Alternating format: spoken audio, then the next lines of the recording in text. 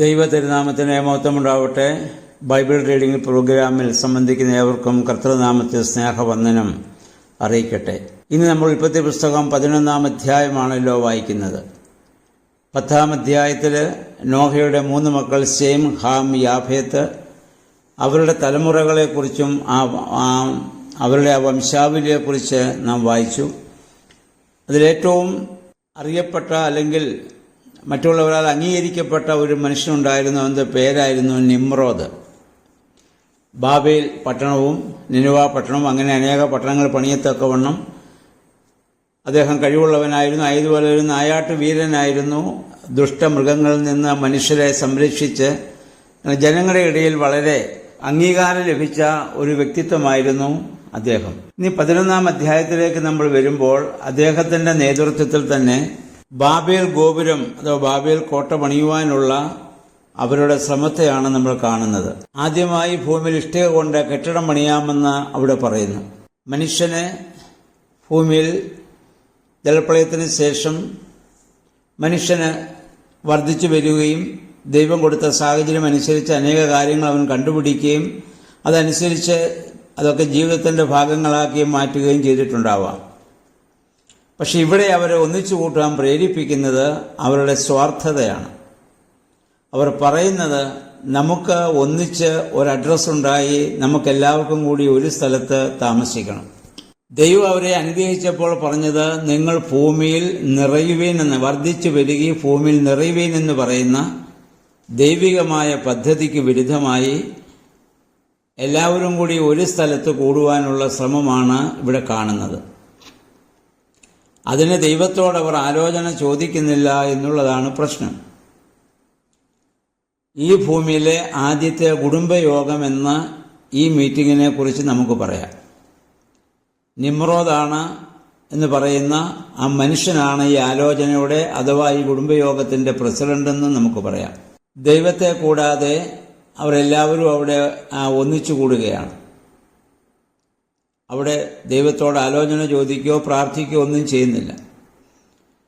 നോഹ നമ്മൾ കണ്ടു, പെട്ടകത്തിൽ നിന്ന് ഇറങ്ങിയ ഉടനെ തന്നെ യാഗപീഠം പണിത് ദൈവത്തിന് യാഗമർപ്പിച്ച് ദൈവത്തോട് ആലോചന ചോദിച്ച് ദൈവികമായ രീതിയിലാണ് അവന്റെ പ്രവർത്തനങ്ങളൊക്കെയും ഈ ഭൂമിയിൽ ആകണമെന്നുള്ള ആഗ്രഹത്തോടു കൂടിയാണ് അദ്ദേഹം ഭൂമിയിൽ തന്റെ ജീവിതം പിന്നീടുള്ള ജീവിതം ആരംഭിക്കുന്നത്. എന്നാൽ ആ തലമുറയിൽ വരുന്ന അവർ ദൈവത്തെ കൂടാതെ, കാരണം അവർക്ക് ചിന്തിക്കാനും പ്രവർത്തിക്കാനും ഒക്കെയുള്ള കഴിവ് ഇപ്പോൾ അവർക്ക് ലഭിച്ചു. മണ്ണുകൊണ്ട് ഇഷ്ടിക ഉണ്ടാക്കാൻ വരെ അവർ പഠിച്ചു. ഇനി ദൈവത്തിന്റെ ആവശ്യമില്ല, അവരുടെ ബുദ്ധി കൊണ്ടും അവരുടെ കഴിവ് കൊണ്ടും പല കാര്യങ്ങൾ ചെയ്യാമെന്നുള്ള ഒരു ചിന്തയിലേക്ക് അവർ പോവുകയാണ്. അപ്പോൾ ഈ ബാബേൽ എന്ന് പറയുന്നത് വാസ്തവത്തിൽ ഇന്ന് ക്രൈസ്തവ മതത്തിന്റെ കൂടി ഒരു പ്രതീകമാണ്. മനുഷ്യൻ വളരെ കഴിവുള്ളവനാണ്. ദൈവം പറയുന്നു, മനുഷ്യന് പല കാര്യങ്ങളും സാധിക്കും. അതുകൊണ്ട് നമ്മൾ ചെന്ന് അതിൽ നിന്ന് അവരെ പിന്തിരിപ്പിക്കണം. അതാണ് അവരുടെ ഭാഷ കലക്കമെന്ന് പറയുന്നത്. കാരണം മനുഷ്യനാ കഴിവ് ലഭിക്കുന്നത് ദൈവത്തിന്റെ സ്വരൂപവും സാദൃശ്യത്താലും അവൻ സൃഷ്ടിക്കപ്പെടുന്നത് കൊണ്ടാണ്. അങ്ങനെ സൃഷ്ടിക്കപ്പെട്ടതുകൊണ്ടാണ് അവന് ഈ കഴിവുകളൊക്കെ ലഭിച്ചിട്ടുള്ളത്. പക്ഷേ ആ ദൈവ സ്വരൂപത്തെയും സാദൃശ്യത്തെയും വിസ്മരിച്ച് ദൈവത്തെ വിസ്മരിച്ചുകൊണ്ടുള്ള ഒരു പ്രവർത്തനത്തിലേക്കാണ് ഇവർ പോകുന്നത്. അവിടെ വെച്ച് അവരുടെ ഭാഷ പിന്നീട് അല്ലെങ്കിൽ കലങ്ങിപ്പോകുന്നതായി, അതുവരെ ഭൂമിയിൽ ഒരു ഭാഷയായിരുന്നു നമ്മൾ വായിക്കുന്നുണ്ട്. നമുക്കറിയാം, ഭൂമിയിൽ ഏറ്റവും വലിയ പിണക്കമെന്ന് പറയുന്നത് ഭാഷ പിണക്കമാണ്. ആ ഭാഷ പിണങ്ങിക്കഴിഞ്ഞാൽ പിന്നീട് എന്ന് പറഞ്ഞാൽ ഒരാൾക്ക് മറ്റൊരാളെ അംഗീകരിക്കാൻ സാധിക്കുന്നില്ല, ഒരാൾക്ക് മറ്റൊരാളെ സ്വീകരിക്കാൻ സാധിക്കുന്നില്ല, ഒരാൾ പറയുന്നത് മറ്റൊരാൾക്ക് മനസ്സിലാവുന്നില്ല, അല്ലെ ഉൾക്കൊള്ളാൻ പറ്റുന്നില്ല. അതാണ് ഭാഷകലക്കം. ഭൂമിയിലുള്ള എല്ലാ കലഹത്തിന്റെയും അടിസ്ഥാനം ഇപ്രകാരമുള്ള ഒരു ഭാഷകലക്കം ആണല്ലോ. അപ്പോൾ ഈ ബാബേൽ ഗോപുരം പണിയുന്നതോടുകൂടി അവർ അവിടെ നിന്ന് ചിതറിപ്പോകേണ്ട ഒരു സാഹചര്യം അവിടെ ഉണ്ടാവുകയാണ്. പഴയ നിയമത്തിൽ മറ്റൊരിടത്തും ഇതിനെപ്പറ്റിയുള്ള പരാമർശം നമുക്കിനി കാണാൻ പറ്റുകയില്ല.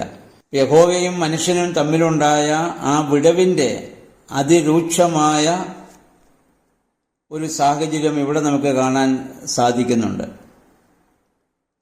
എന്തുകൊണ്ട് ഈ ഭൂമിയിൽ വിവിധ രാഷ്ട്രങ്ങളും വംശങ്ങളും ഭാഷകളും ഉണ്ടായി എന്നതിന് ഇസ്രായേൽ ജനം കൊടുക്കാൻ ശ്രമിക്കുന്ന, അല്ലെങ്കിൽ മോശ കൊടുക്കാൻ ശ്രമിക്കുന്ന ഒരു വിശദീകരണമായി വേദപണ്ഡിതന്മാർ ഇതിനെ കാണുന്നു.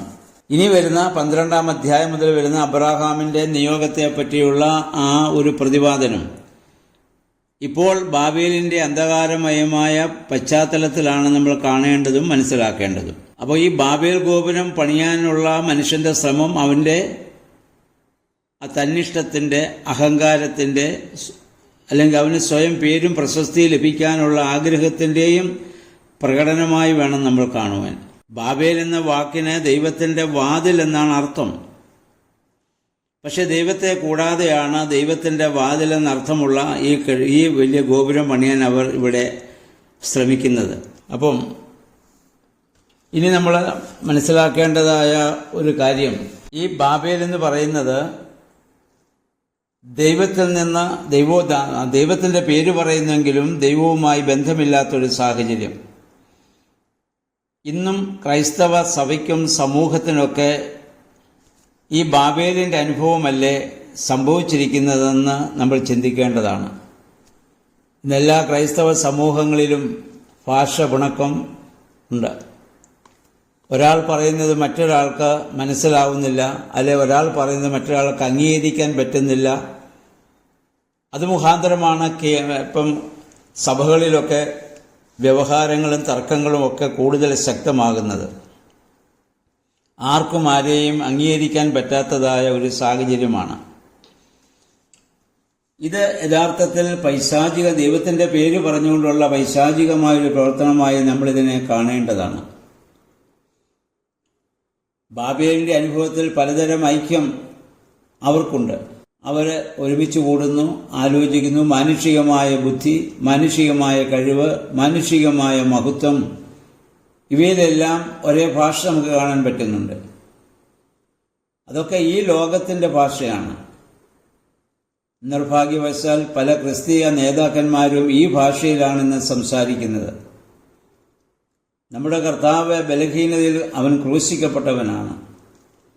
ജനത്തെ ആകർഷിക്കുവാനുള്ള സൗന്ദര്യം പോലും യേശുവിനില്ലായിരുന്നുവെന്ന് യെശയ്യാ 53:2, 2 കൊരിന്ത്യർ 13:4 ഒക്കെ വായിക്കുമ്പോൾ നമുക്ക് മനസ്സിലാകും. അവിടുന്ന് ഒരു ദാസനെ പോലെ തൻ്റെ ശിഷ്യന്മാരുടെ പാദം കഴുകി കാണിച്ച് അവർക്ക് ദാസനെ പോലെ ശുശ്രൂഷ ചെയ്യാൻ തയ്യാറായ യേശുവും ഇന്ന് ബാബേൽ പ്രസ്ഥാനത്തിൻ്റെ അധിപതികളായിരിക്കുന്ന ആ നേതൃത്വം തമ്മിൽ എന്താണ് ബന്ധം? ഒരു ബന്ധവുമില്ലാത്ത ഒരു സാഹചര്യമാണ് നമുക്കിന്ന് കാണാൻ സാധിക്കുന്നത്. നമ്മുടെ കർത്താവിന് പ്രത്യേകിച്ച് പേരുകളൊന്നുമില്ലായിരുന്നു. മനുഷ്യപുത്രൻ എന്നാണ് അവൻ വിളിക്കപ്പെടാൻ ആഗ്രഹിച്ചത്.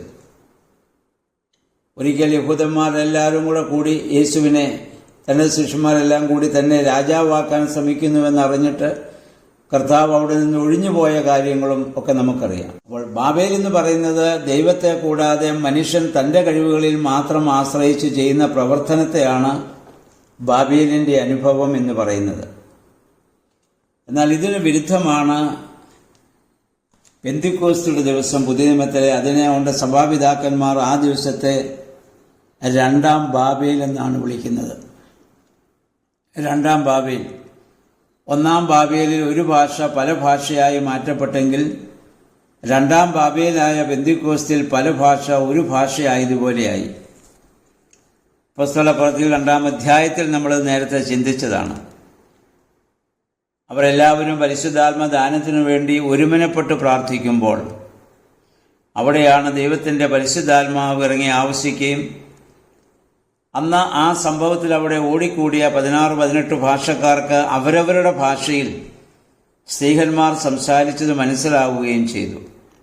അതാണ് പല ഭാഷ ഒരു ഭാഷയായി മാറിയ അനുഭവം.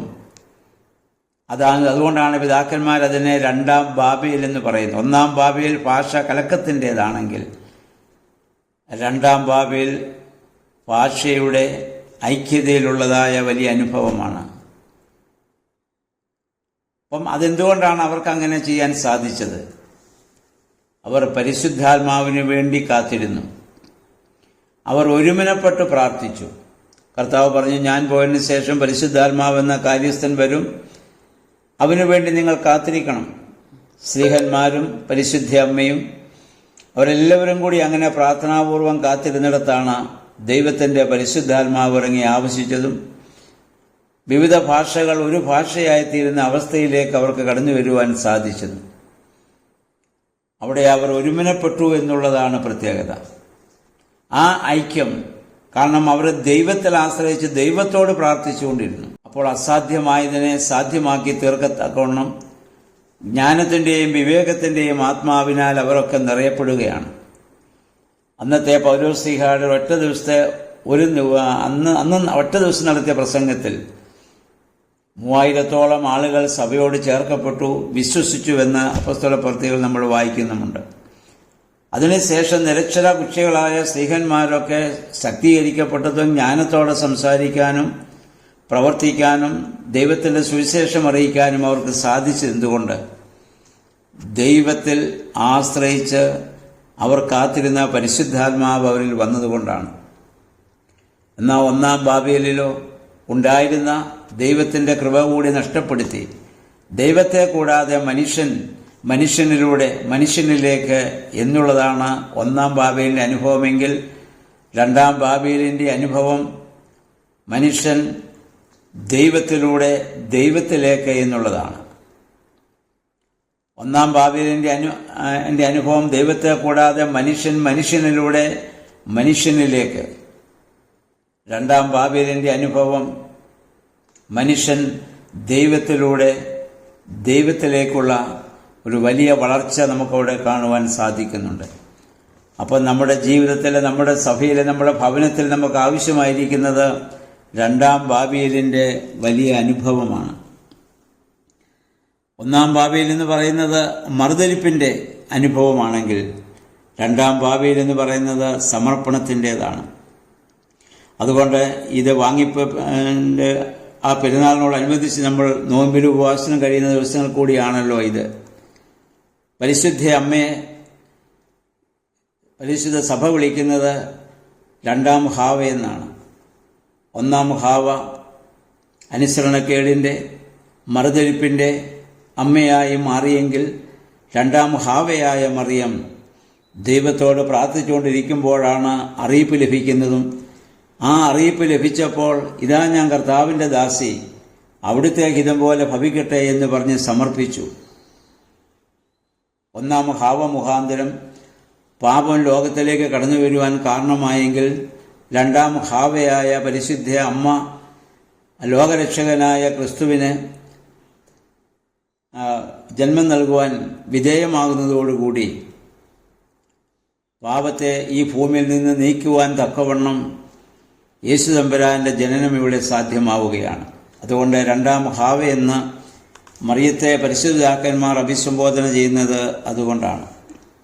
നമ്മുടെ ജീവിതത്തിലും ഈ ഒരു അനുഭവം ഉണ്ടാകട്ടെ. ഒന്നാം ബാബേലിൻ്റെ അവസ്ഥയിൽ നിന്ന് രണ്ടാം ബാബേലിലേക്കുള്ള ഒരു വളർച്ച നമുക്കുണ്ടാകുവാൻ തക്കവണ്ണം അത് സാധ്യമാകുന്നത് പരിശുദ്ധാത്മാവിൽ നമ്മൾ ചിന്തിക്കുകയും പ്രവർത്തിക്കുകയും ജീവിക്കുകയും ചെയ്യുമ്പോഴാണ്.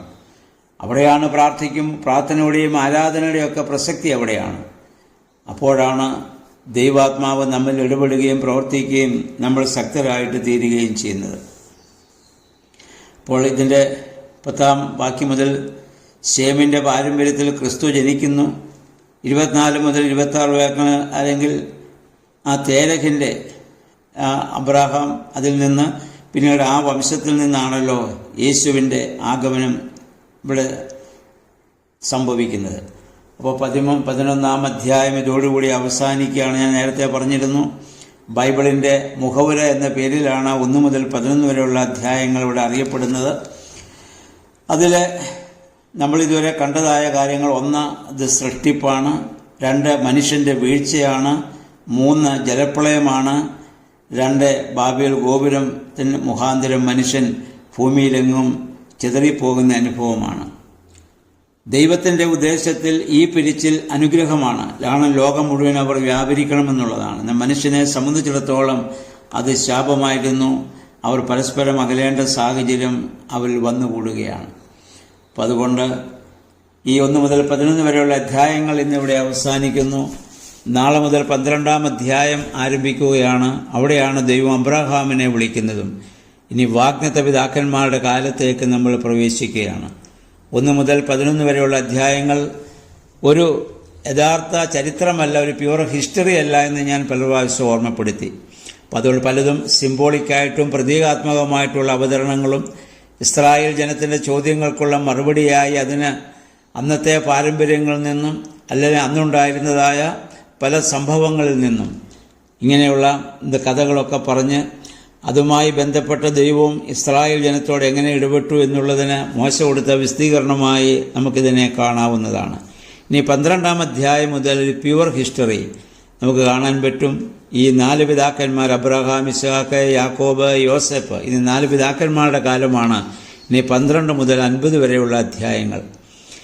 അവർക്കാണ് ദൈവം വാഗ്ദത്തം മുഴുവൻ കൊടുത്തത്.